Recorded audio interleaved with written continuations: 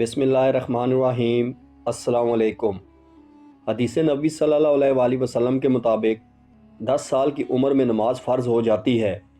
हज़रत उमर बिन शोएब अपने दादा से रवायत करते हैं कि हुज़ूर नबी अकरम सल्लल्लाहु अलैहि वसल्लम ने फ़रमाया,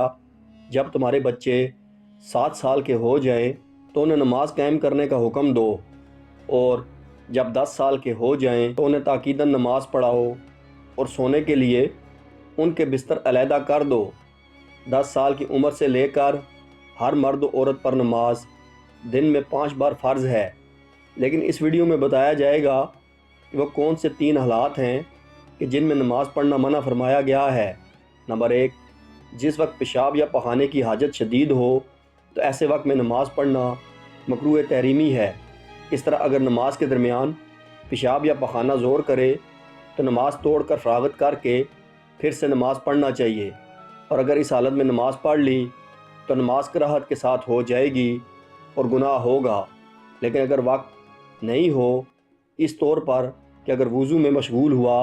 तो नमाज का वक्त ख़त्म हो जाएगा, तो पहले नमाज पढ़ लें, इसलिए कि नमाज कज़ा करने का गुनाह ज़्यादा सख्त है बनिस्बत कराहत के साथ नमाज पढ़ने के।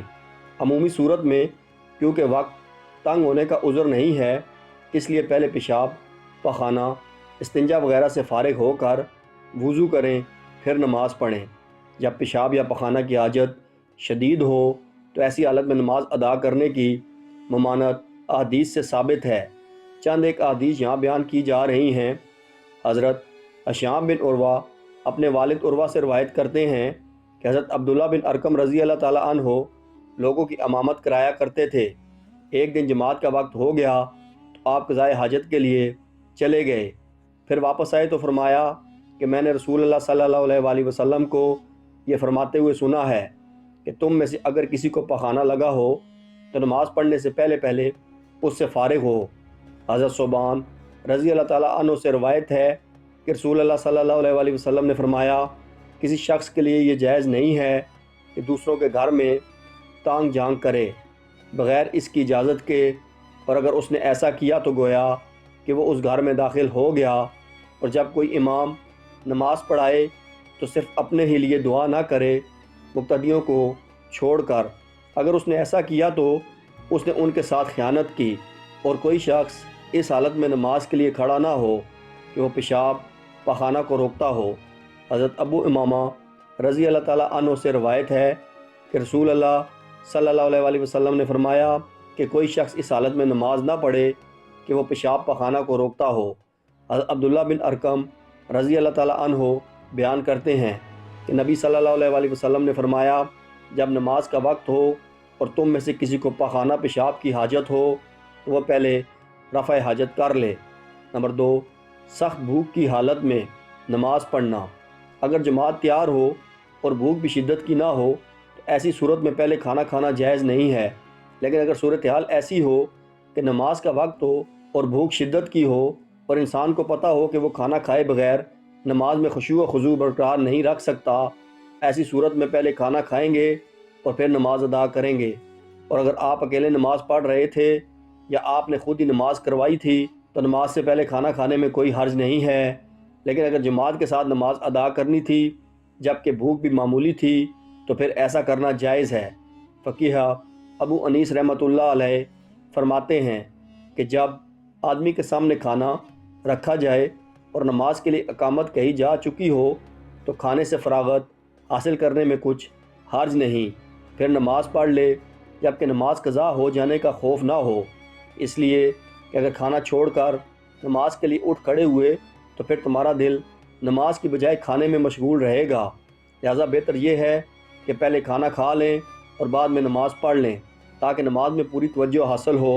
हज़रत नाफिर रज़ी अल्लाह ताला अन्हु से रवायत है कि नबी सल्लल्लाहु अलैहि वसल्लम ने फरमाया,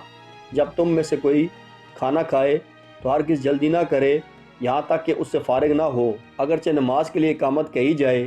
हज़रत आयशा रज़ी अल्लाह ताला अन्हा, अब्दुल्ला बिन उमर और अनस बिन मालिक रज़ी अल्लाह ताला अन्हु से रवायत है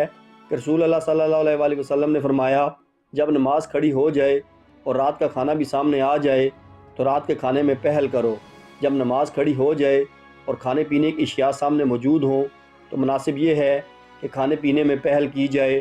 تاکہ نمازی کی بھوک ختم ہو جائے اور اس کا ذہن دوران نماز کھانے پینے کی طرف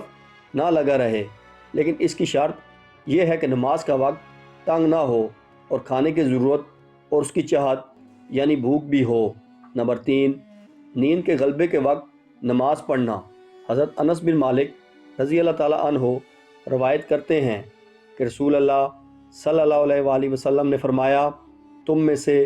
جب کسی کو نماز پڑھتے پڑھتے نیند کا غلبہ ہونے لگے تو اسے چاہیے کہ سو جائے،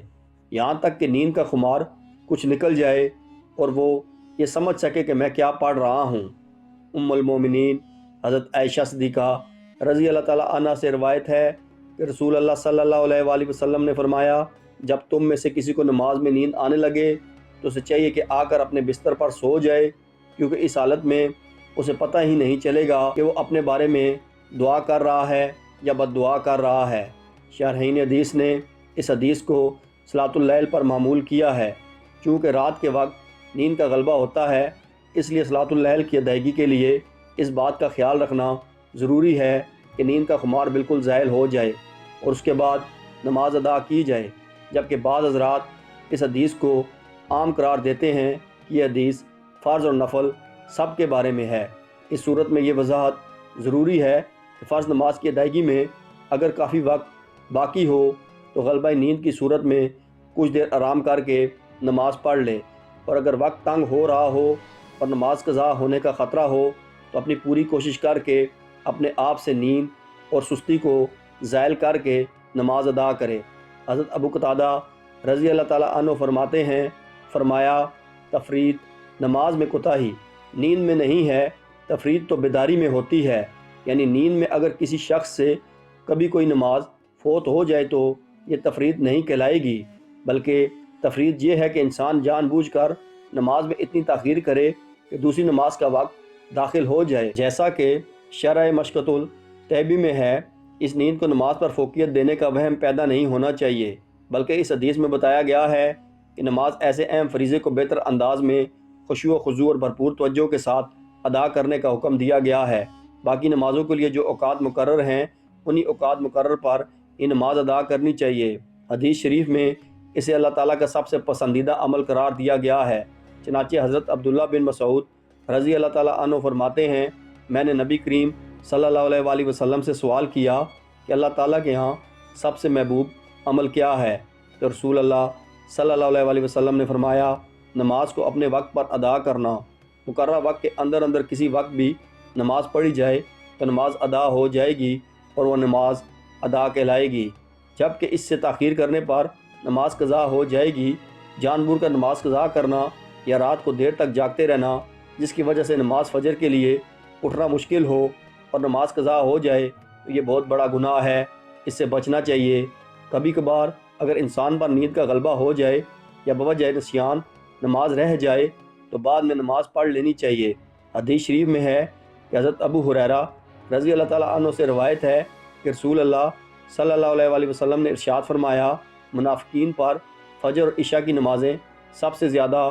گراں اور بھاری ہیں، اگر انہیں ان نمازوں پر ملنے والا اجر معلوم ہو جائے تو ان نمازوں کی ادائیگی کے لیے گھٹنوں کے بل چل کر آئیں، اور میرا دل چاہتا ہے کہ میں نماز کا حکم کروں اور نماز کھڑی ہو جائے، اور پھر میں کسی کو جماعت کرانے کا حکم دے دوں، اور پھر کچھ ایسے لوگوں کو ساتھ لے کر جن کے پاس لکڑیوں کی گٹھڑی ہو، ایسے لوگوں کی طرف نکل جاؤں جو جماعت میں کسی شرعی عذر کے نہ ہونے کی صورت میں بھی شریک نہیں ہوتے، اور جا کر ان کے گھروں کو آگ لگا دوں۔ فقیہ ابو انیس رحمۃ اللہ علیہ فرماتے ہیں کہ آدمی کے لیے اونگتے ہوئے نماز پڑھنا مکروہ ہے، ہاں اگر پڑھ لے